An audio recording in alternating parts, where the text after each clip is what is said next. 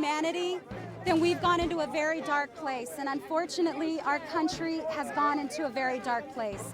No punches pulled today. Congressional Democrats touring the borderland in the fight over the immigration crisis. Tonight, CBS4 has wall-to-wall coverage. Women told to drink from toilets, the claim from one U.S. Congresswoman that made her stomach turn. Plus, beyond this point will result in the arrest, prosecution, and possible application of force. Things going south on the Paso del Norte Bridge. What happened on the Mexican side that forced today's closure of one of the borderland's busiest ports of entry? Live in high definition from the CBS4 studios. This is CBS4 at 5:30. What an incredible day. Drama up and down the borderland. Outrage over what's inside of a Border Patrol station in Clint and what's on a private Facebook page catering to some current and former Border Patrol agents. CBS4 has full team coverage of the day's events. We first start in Clint, where several congressional leaders, including Veronica Escobar and Joaquin Castro, spoke on the conditions inside the migrant detention facility there. CBS4 530's Holly Bach is live in Clint tonight with who else was on hand today and the answers they are still demanding tonight. Holly. Well, Shelton, those congressmen and women said they had many questions today while at their tour here at the Clint facility regarding those policies on who goes back and who comes under the Remain in Mexico program. And they tell me they believe this program is very inconsistent. Now, emotions ran very high between all Congress members today, also between protesters as well. Now, Congressmember Judy Chu mentioned the image of around 15 women in a cell, completely in tears, talking to her about being away from their families and complaining about not having any water. Congressmember Nanette Barragan says she got a blank stare when asking where the money from the bill just passed by Congress would be going. She said all Border Patrol told her was that the influx has calmed down and has since been slower. We need to be spending money on helping individuals with health care needs, with housing, with food, not with all these enforcement efforts that we're seeing here today that are separating families. We did not get answers. Completely unacceptable. We did not get answers about the MPP program, the Remain in Mexico program. And the Texas House Border Caucus will also be touring this exact facility around 5:45 this afternoon. And of course, we'll make sure to keep you updated on air and online at CBS4Local.com. Live here from Clint, Holly Bach, CBS4 at 5:30. Holly, thank you. New York Congresswoman Alexandria Ocasio-Cortez was also here, and she made a bombshell accusation. She claims that some Customs and Border Protection officers have told thirsty migrants who are in detention to, quote, drink out of the toilet. Our team coverage continues with CBS4 530's Portia Bowdish. She's also live tonight in Clint. That's right, Shelton. Congresswoman Alexandria Ocasio-Cortez says she was so sick she could not eat after what she saw in the Border Patrol facility today. Specifically, women told her they're being told to drink out of toilets if they're thirsty. Today, the Congressional Hispanic Caucus visited detention centers in El Paso. Ocasio-Cortez says what she witnessed is abuse. These women were being told by CBP officers to drink out of the toilet. They were drinking water out of the toilet, and that was them knowing a congressional visit was coming. This is CBP on their best behavior. We reached out to El Paso CBP. They referred us to the national headquarters. We reached out to them and we have not heard back. I also reached out to the office of the Inspector General and I have not heard back from them either. Live in Clint, Portia Bowdish, CBS4 at 5:30. Portia, thank you. Scandals also hitting Customs and Border Protection via social media. ProPublica broke a blockbuster story today. It's about a private Facebook page that is made up of at least some former and current agents. The page is littered with sexist, inappropriate, and sometimes obscene comments about migrants and also about Hispanic members of Congress, including El Pasoan Veronica Escobar. On one of the posts, she and fellow Democrat Ocasio-Cortez are called, quote, scum buckets. That drew this reaction today from Texas Congressman Joaquin Castro.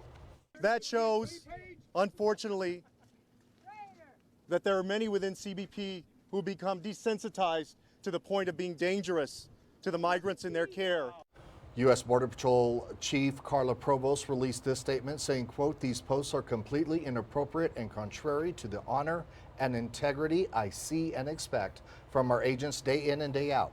Any employees found to have violated our standards of conduct will be held accountable. Happening now, $4.6 billion is being approved in federal aid for migrants at the border. Some lawmakers hoped more funding would be approved. The funds will help care for the thousands of migrants already in custody. The Paseo del Norte Bridge is back open this evening after being shut down for hours. As CBS4 530's Jessica Gonzalez shows us, authorities took decisive action to quell a group of protesters on the Mexican side of the bridge. Behind me, both vehicles and pedestrians are able to cross into El Paso from Ciudad Juarez. But earlier, it was a different scene as authorities here in the U.S. and in Mexico worked to safely control a crowd of protesters. Beyond this point will result in the arrest, prosecution, and possible application of force. Viewer video from Ricardo Rodriguez shows crowds gathered in Ciudad Juarez in front of the Paso del Norte Bridge. Just before 2 this morning, several agencies rushed to the bridge along El Paso and 6th Avenue after reports of the large crowd forcing officers to shut down the port of entry. Customs and Border Protection leaders say their group tried to overrun the facility. All access from Juarez into El Paso was denied. In El Paso, the police department helped Customs and Border Protection with traffic control, closing streets in the area. Gael Ramirez says he and his family were waiting to cross into El Paso when the crowd arrived. He says that while in Juarez, he saw the crowd, heard the people yelling, and was afraid that things would escalate. We're going to cross, and we're going to cross. They keep repeating that. We got to do it. A la fuerza, they were saying. Ramirez and his family were one of the last people Border Patrol agents let cross into El Paso. And they were like, hey, run, start running. Taxi driver Jesus Ledesma was working in El Paso near the bridge and spoke to Border Patrol agents. They were telling me that people they identified as Cubans were at the bridge trying to rush the bridge and get into the United States of America. Pedestrian lines opened just before 5:30 a.m. All vehicular traffic was allowed back onto the bridge around 8 this morning. CBP says the mobile response team that was deployed here this morning specializes in tactics to control large crowds. The team just underwent a training in February to deal with these types of situations. Reporting along the border, Jessica Gonzalez, back to you. El Paso Mayor DeMargo is in Hawaii for the Conference of Mayors. He joins more than 200 city leaders from across the country. He has already had a private meeting with the head of Homeland Security to discuss the Sun City. Mayor Margo is on a panel with mayors from Los Angeles and Mesa, Arizona to discuss immigration. He gives us an update from Waikiki. Mayor Margo, were you able to speak to any of those mayors that are actually taking some of the migrants from El Paso into their cities? Yes, we did, and those were the ones who attended the forum the other day that I spearheaded. They're all aware of it, and they're all aware of the need for every mayor and every community to request action on behalf of our Congress, which has been basically unable to act and lacked fortitude for the last 30 years to do anything about immigration reform. And it's both parties and both sides of the aisle. Mayor Margo, since this has taken place, have we noticed a difference yet here in the city, or do we still need time to see the impact? Cross-border migrants is way down. I know the issues related to the Clint facility. I haven't been out there yet. I will go tour when I get back. But as far as I can tell, the crisis as it stood from a number standpoint, until I have the full briefing from the CBP, has dramatically been downgraded. I mean, we went from an average prior to October of last year of 500 a week to 2,000 a week, and in 1 month, one week a few months ago, we had over 6,600 come in that week. We've had over 100,000 come through since January.